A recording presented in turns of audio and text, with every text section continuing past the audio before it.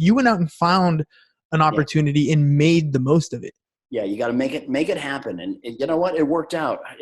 And not every scenario works out like that, but you're exactly right. It's like your lotto ticket analogy, that if you don't put your hat in the ring, if you don't make an effort, if you don't get in the game, whatever that game looks and feels like, if you don't do that, it's not going to happen. Nobody's going to come and pick you out of a crowd and say, "Are you interested in this?" You gotta go to them and say, "Look, I'm interested in this, and I'm your guy." Period. Mm-hmm. Regardless of what it is, whether you want to be an entrepreneur and be your own business person, or whether you're applying for that job that you may know in your heart that probably you're a little bit out over your skis, that is okay. It is okay to challenge yourself and to test yourself and say, look, I'm going to oversell myself a little bit, but I'm going to learn this, and I'm going to be all in. I'm going to immerse myself in it and be in a very short period of time. I'm going to be an expert within the space.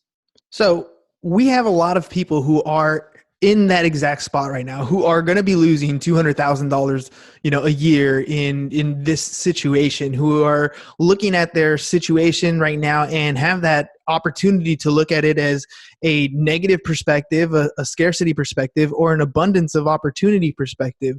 What advice can you give to people that are going through it right now to help them persevere? Well, you know what? First thing, if you're in a business that's losing money, you need to stop. I always say it's just like somebody that's overspending. They're digging a financial hole. I always tell them, sometimes when you're digging a hole, the first thing you need to do is stop digging. Yes. Right. So let's identify what that looks and feels like. So stop the bleed, stop the burn. Number one. Number two, try to identify what are the components within that business. What's your assessment as to why am I failing?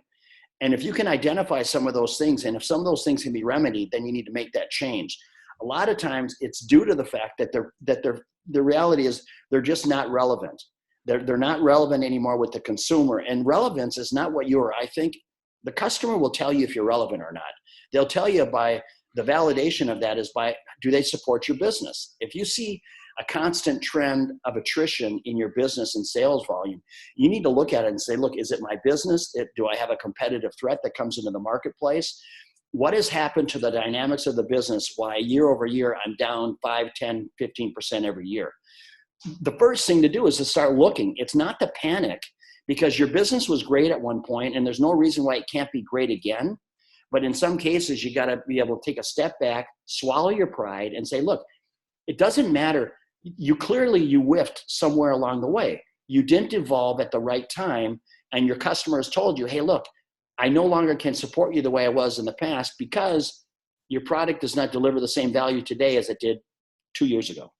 So identifying that and then making the change. Sometimes it's going to require you to dip back into your pocket and put some capital back into the business because the business needs a facelift. It's no different than with my health clubs. Look, if I think that I'm going to have the same exercise equipment today as I had 5 years ago, it's game over. It's game over because the consumer's expectations, they evolve every year, and they say, look, just ground zero in winning in the health and wellness space, just ground zero is my club is clean, my equipment is in great working order, and my equipment is relevant. And the programs that you're offering are relevant with what's out there today. If you're not doing group fitness functional training, if you can't give me the basics of nutrition, if you can't chart a course for me to get me to the promised land of whatever my wellness goals are, then it's game over, because that's just ground zero in the space we live in today. So to answer your question, it's not as quick as, hey guys, you need to do this, this, and this. You need to pull back on your spending, and you need to, that's not the answer, because you can't save yourself into EBITDA growth. All right. Pretty soon you're going to cut all the fat off your business and there's nowhere to go.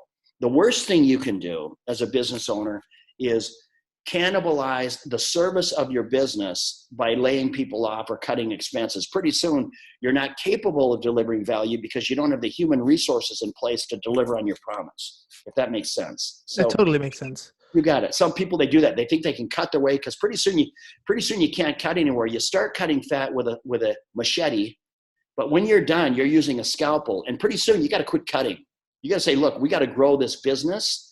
And if we can't grow this business, then there's a number of things that we have to do from there.